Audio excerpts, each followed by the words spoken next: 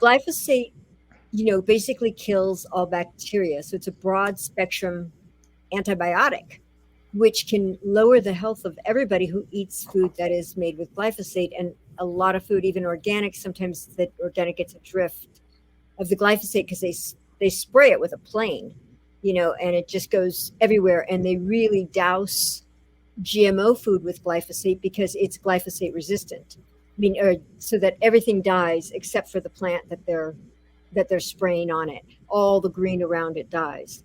And glyphosate also, yes, exactly.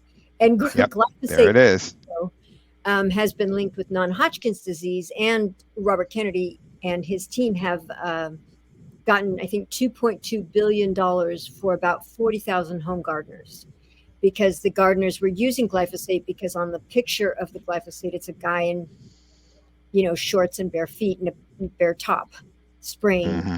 and it causes non-Hodgkin's lesions all over the body, and it's not good. And it's also,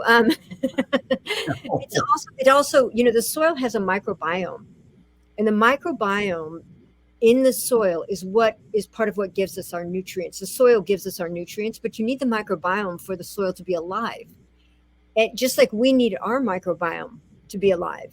And glyphosate kills the microbiome in the soil. And one of the things it does is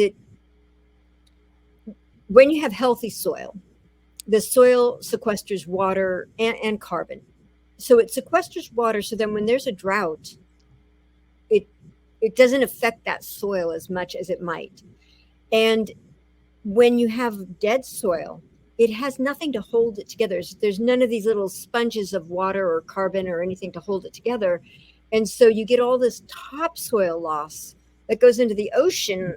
And I love the ocean, and it's a toxic topsoil that is going out into the ocean and causing big dead spots in the ocean. Like I think off the coast of Texas, I think there's a dead spot that comes from farming, conventional farming, where the topsoil has, you know, been pushed out by the wind or the rain. So, Hmm. so it's so fascinating to me